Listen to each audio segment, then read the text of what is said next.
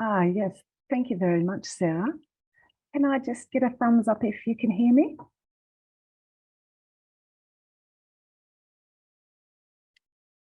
Beautiful.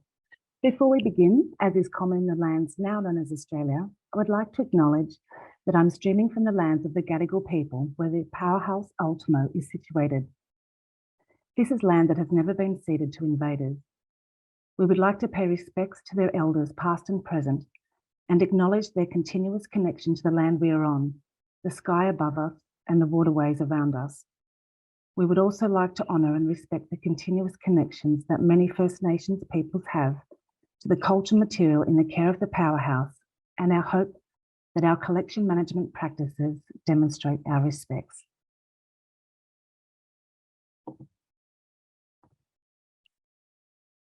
Yama, hello. My name is Tammi Gissell, and I'm a Murrawari and Wiradjuri woman from the Central West region of New South Wales. And as Sarah mentioned, I'm delivering today on behalf of the First Nations collection at the Powerhouse, and for my colleague, Nathan Mudyi Sentance, who's been called out to country, and he's left me some fantastic notes to share with you as well this evening. Now, the quote that you can see here is from Emily McDaniel. And Nathan wanted to share this as it really encapsulates the ideology and, you know, the thing that really drives our work here at the Powerhouse, that collections should be built, stored, documented, interpreted, and displayed in ways in which are self-determined by the community from which the cultural material originates or represents.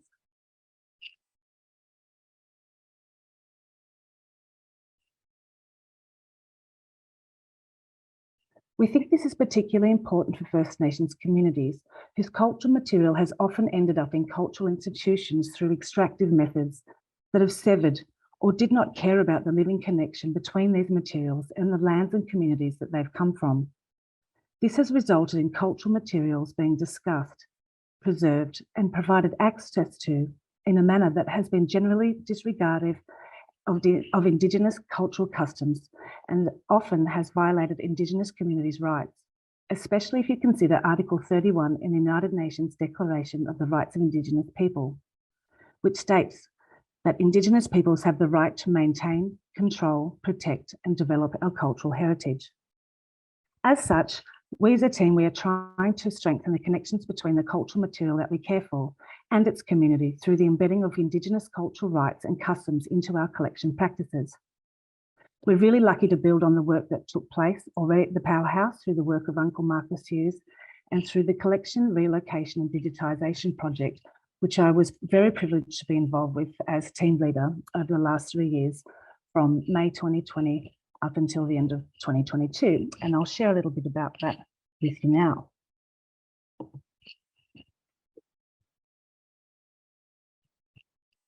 The collection digitisation and relocation project was really an opportunity for us to triage all of the materials that were significant and relevant to Indigenous Australian people. What this essentially meant was that we could go through the entire collection of the museum and really look at which materials were representative of us, which materials were made by us, and which materials were relevant, but not necessarily containing Indigenous cultural intellectual property.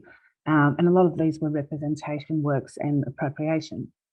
A big part of our work is refining record keeping and developing best care practices. And the last step of this was defining the difference between cultural significance and ISIP rights.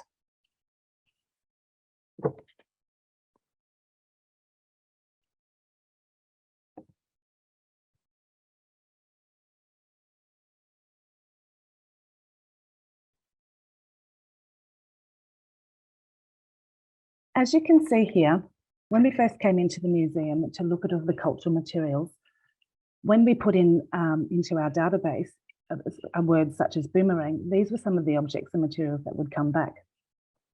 For instance, you would have a postcard that was from Germany that was looking at aerodynamics. We have a Qantas baggage tag. We also have a branding of a musical instrument, a harmonica. And then we have representations of boomerangs in arts and crafts for the market, and then also we had our cultural objects and belongings. So a big part of our work was to go through all of our objects and materials and start to really try and look at, okay, how can we best describe this material so that it can be categorised and looked at and looked after in culturally appropriate ways. A big part of this was looking at our signage and our standardised language, and we must really give a huge acknowledgement to the documentation team at the Powerhouse Museum, who really led the way in showing us what were modern day museum standard practices, because a lot of what we were inheriting were really dated and inappropriate terminologies, really. So as we went through our materials, the top concerns for us were really, how are these objects described, how are they stored, and how are they accessed? We then had to really look at what was appropriate signage, and then also look at procedures for challenging material and how this would affect both Indigenous and non-Indigenous staff. We had to look at associated iconography for this signage, and this was also for the online database, as well as in the hard copy signs and stickers and labels that would accompany the objects in our collection stores. Because the museum is going through such a wonderful time and creating a new big museum, it gave the museum a whole opportunity to go through their entire collection to, you know, revamp and bring really into modern day standards all of our ways of doing things. And so we were really excited to be able to embed Indigenous knowledge into the ways that we were thinking moving forward. And what this really meant was that Indigenous communities that were related to this material were really at the forefront of the decision making. And this is such an ongoing practice for us as we go through, bringing in traditional languages that are region specific. So for instance, most of the audience may have heard the term didgeridoo. There's over 200 traditional language names for the didgeridoo. In some places it's called a yigi-yigi, some places it's called a yidiki. So we really wanted to be able to bring in Indigenous languages and, you know, community specific languages, giving things their real name back. And so that was really exciting for us to be able to bring the museum ways of doing things along with our Indigenous ways of doing things. And that was really, and what that's about is telling the truth. So a big, as I mentioned before, having a look, you know, and really trying to, you know, get right down to the bone of what is the difference between culturally significant material and then culturally relevant material. You know, as I said, is it a representation by us? Is it something that we have done by us, for us? And how is that different to, say, colonial photographies or other depictions that have been made about us? And what about those works that have been a commission or that have been a collaboration? And so being able to go through all of our cultural materials over the period of 2.5 years to really lay down the frameworks of how will we describe this material? How should we store it? How should it be accessed? Which materials, you know, need private storage, or you know, and who can speak to these materials? And the key to this was actually getting in touch with communities and artists and families who are intimately related to this material, who can speak to it and be guided by community about best practice. Oops, my apologies. So the top concerns which guided us was language, how Australian First Nations materials are defined and how are they described. As we know, collection practices have grown. The Powerhouse is 145 years old, so certainly within our collection, we had a lot of really dated descriptions and some really interesting misrepresentations and obvious misclassifications of objects that, you know, so we could really bring a lot of truth back to that. And that speaks back to what Liz was saying, you know, actually having you know, the people, the communities and families come back to speak to this, to the objects and materials that we hold is key to getting the truth back to the materials that we hold in these memory institutions.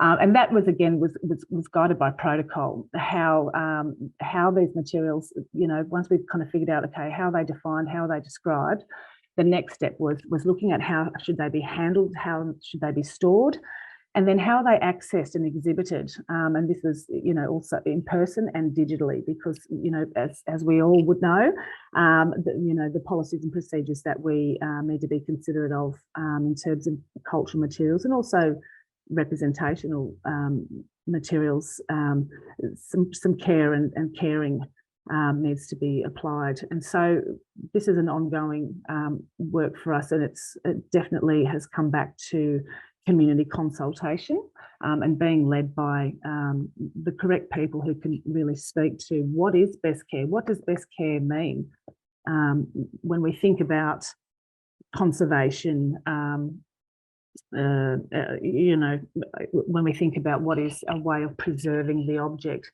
You know, some objects in certain cultures are meant to decay or are meant to live out their natural life, and sometimes they're meant to be broken or burned or buried or handed on to the next person. So how materials should live out their life in these institutions, or if they should at all, you know, again, needs to be self-determined by the communities that we represent and the relationships that we hold with those communities. I think repatriation is an interesting point, because obviously we know a lot of objects and materials have been treated with arsenic and lead, mercury over the years, in the old ways of thinking about how we should preserve an object.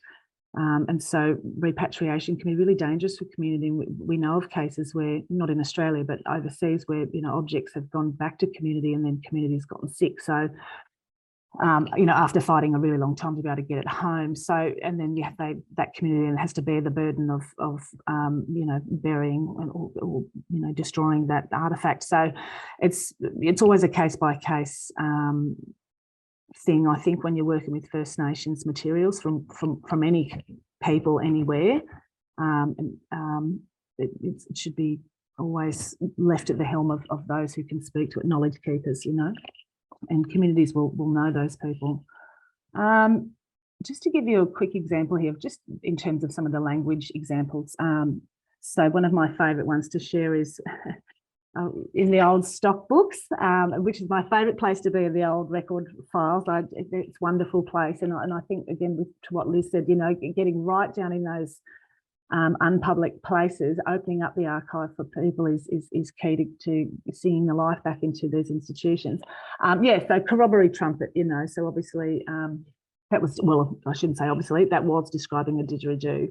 And so in our signage now, in that particular case, that was it came from Northern Territory, so that was called a yidaki. So that, you know, the taggage and signage now reflects that. And it's a yidaki because that's what the community there will call it.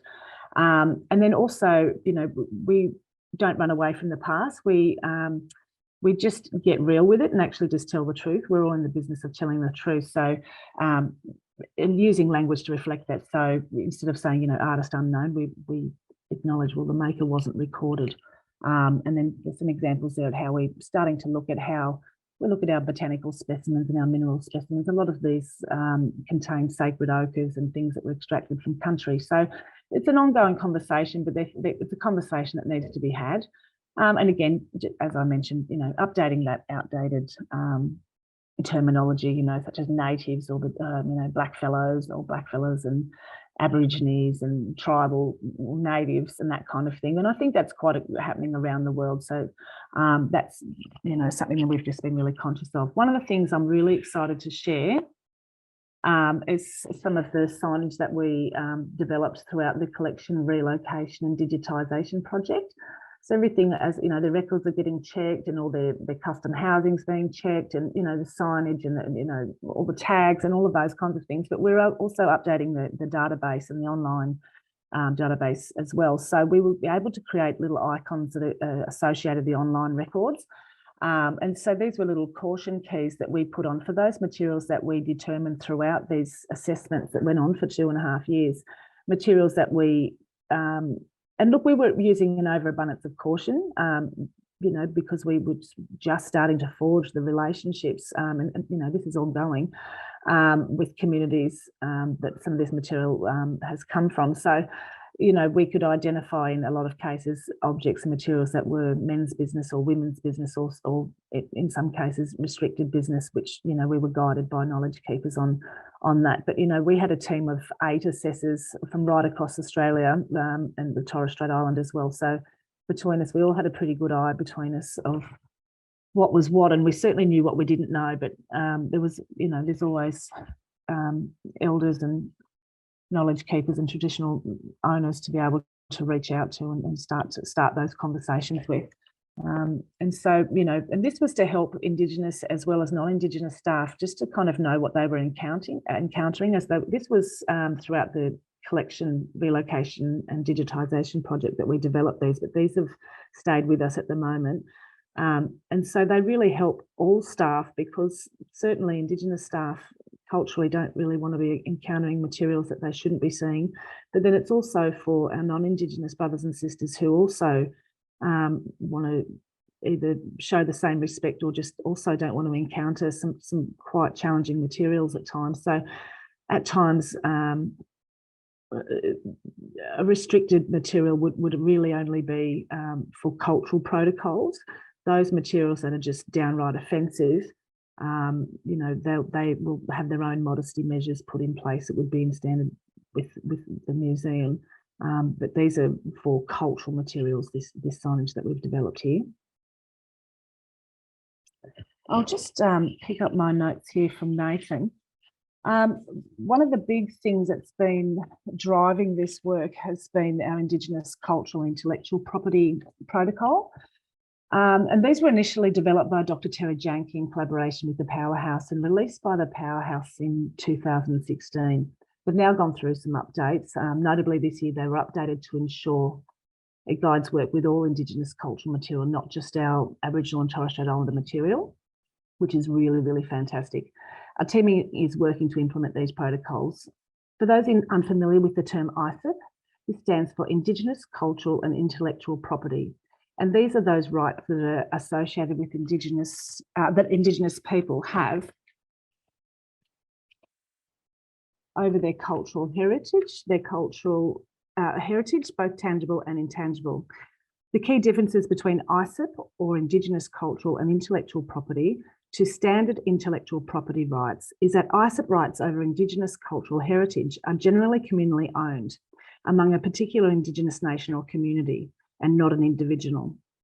Additionally, where copyright expires, ISIP does not, because this cultural heritage, particular intangible cultural heritage, is meant to pass down through the generations and to be shared and protected by descendants. As such, they continue to have ISIP or cultural rights over the cultural heritage. So it's actually your responsibility to maintain it. These protocols name the rights Indigenous people have to their cultural material and their intangible cultural heritage that the Powerhouse will adhere to.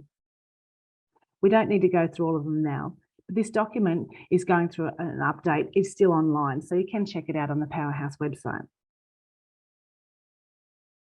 We can speak to a couple, and to give you an example, such as attribution, we respect the right of Indigenous people to be attributed as the owners of their cultural heritage.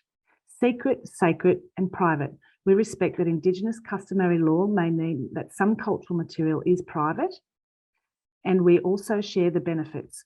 Indigenous people should benefit from any sharing of their cultural knowledge or heritage. And these are just some examples.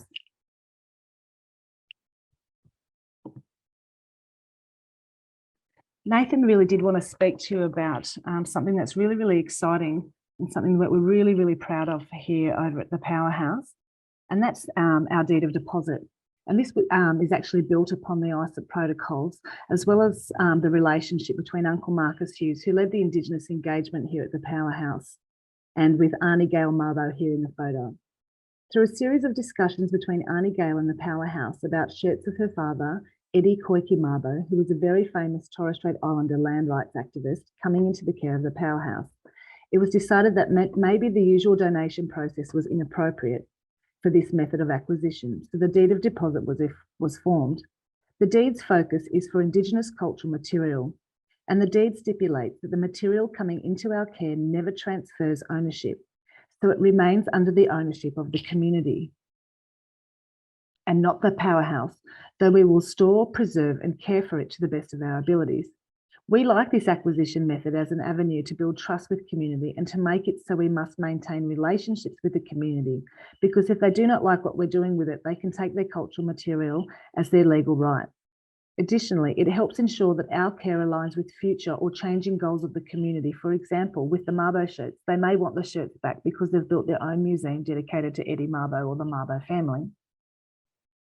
The deed is also designed so we can document any cultural protocols or ISIP with the cultural material, so that community can say if there are any access conditions with the material or gendered protocols, like we were mentioning before, so that we can record them in our databases. Or if there is a mourning protocol, such as names that need to be changed if there is a death in the community. The deed process with the Mabo shirt started in 2019 and was finalised in 2022. We've recently accepted our second deed of deposit, and it's an acquisition method we will continue to refine and hope that it builds more trust with different Indigenous communities.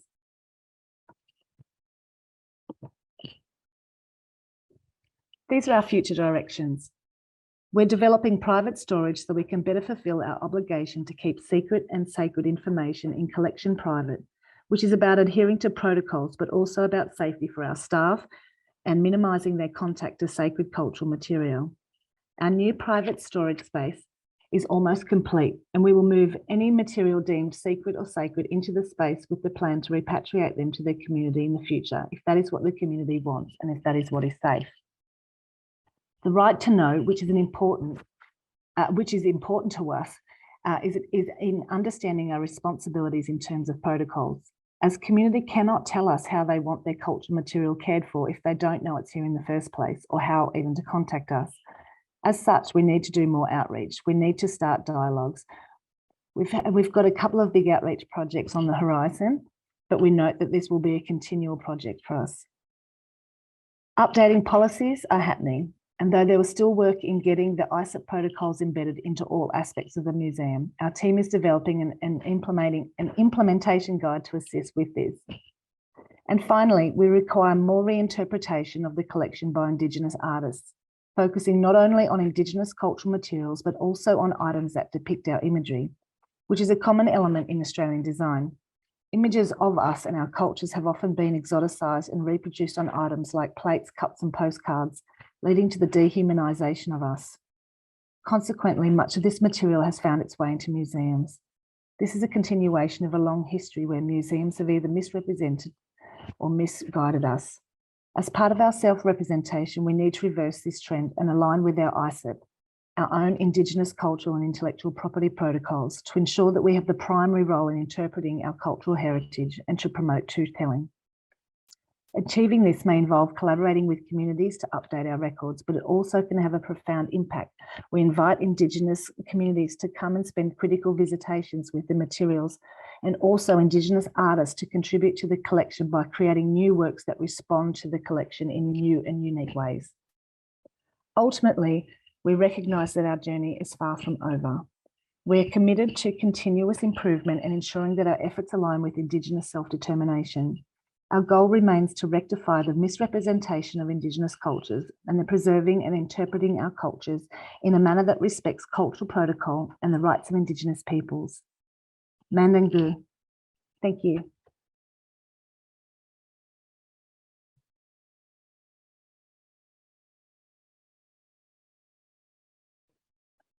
Thank you very much, Tammi. We do now have time for some questions. So I can see we've got some questions that have been typed, and we've also got some hands up as well. So I'm going to stop sharing. And Tammi, if you're comfortable, only if you're comfortable, if you want to turn your camera on, brilliant. Thank you.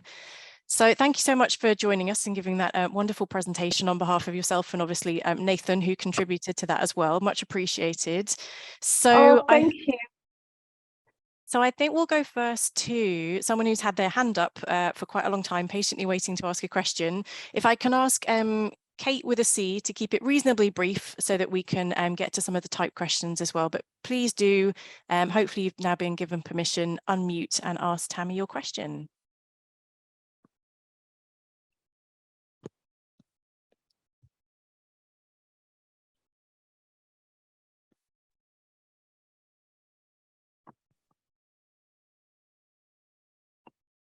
Kate, I can see you've unmuted, but I'm not hearing anything.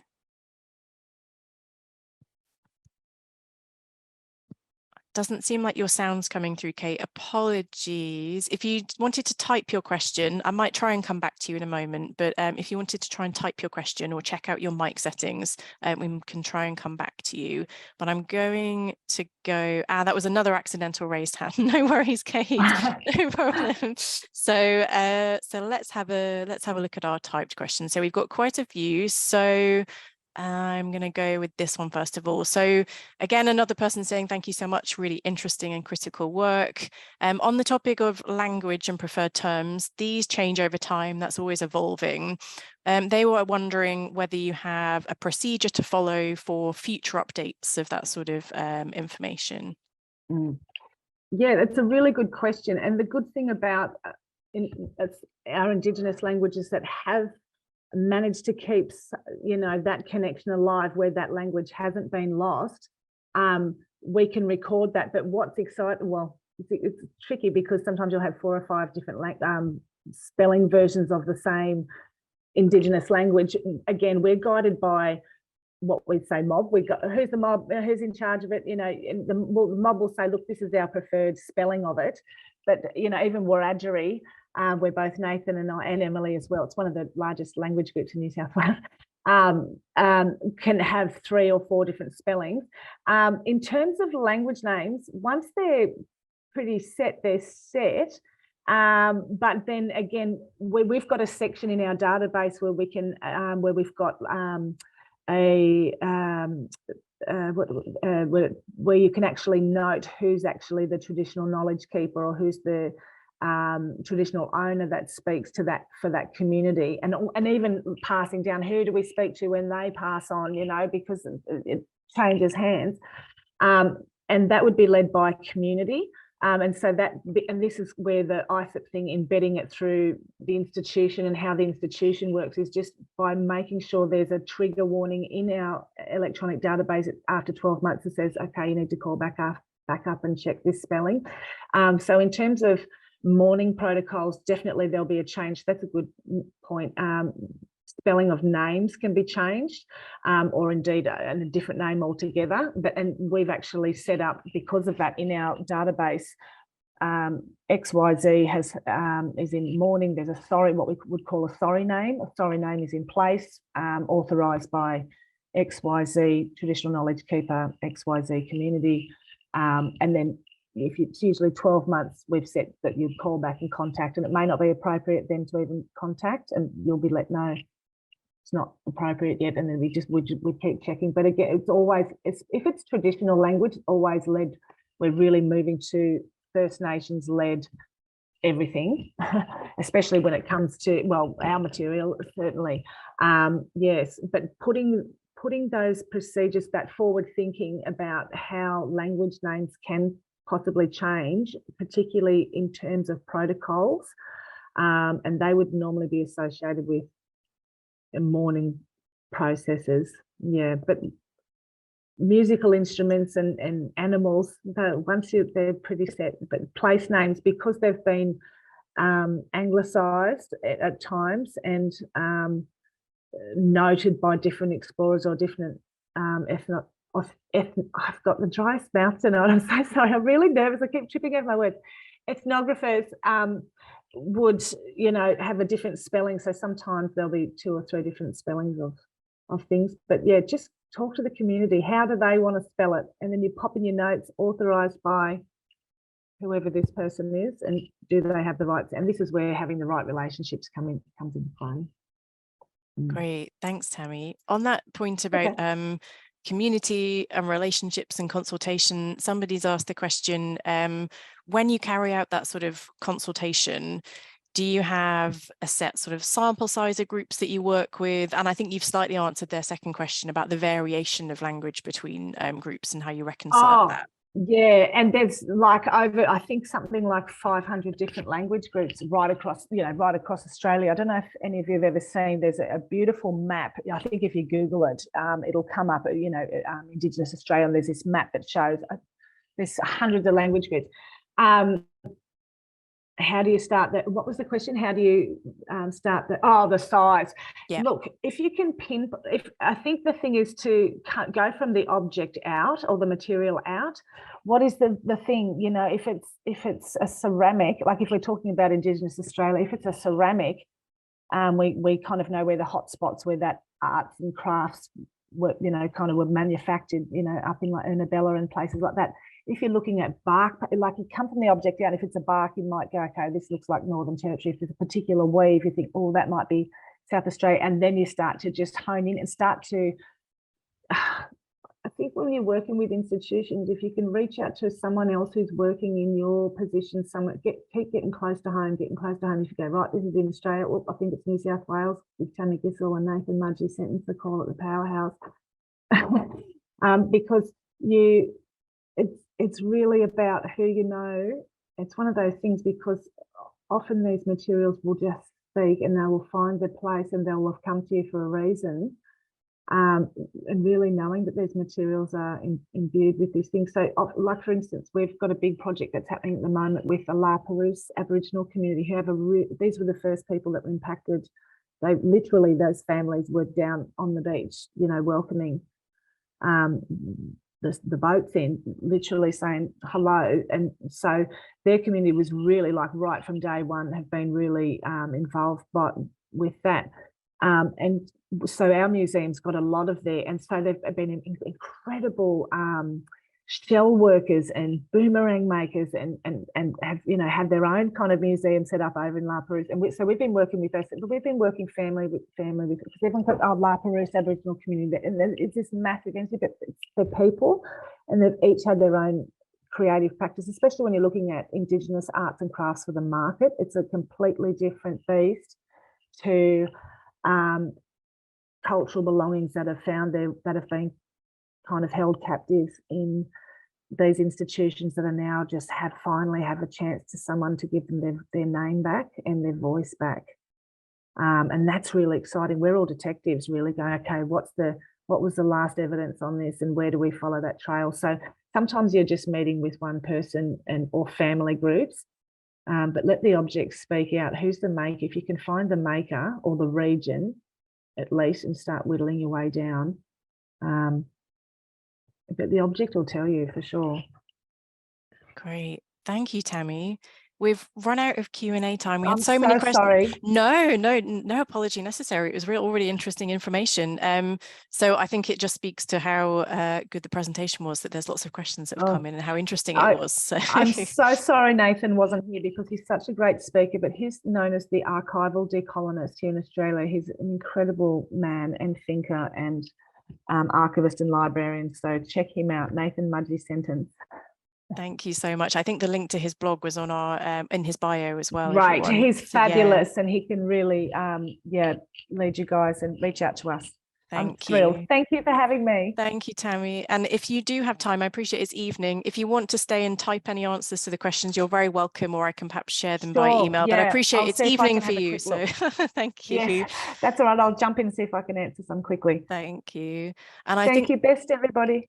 Thanks, Tammi. And I think one of the points that particularly resonated with me from Tammi's presentation was that distinction between information that is unknown and information that is not recorded, which is something that comes up a lot in our outreach discussions as well. And I think possibly might come up in one of our discussions that we have before lunch as well today.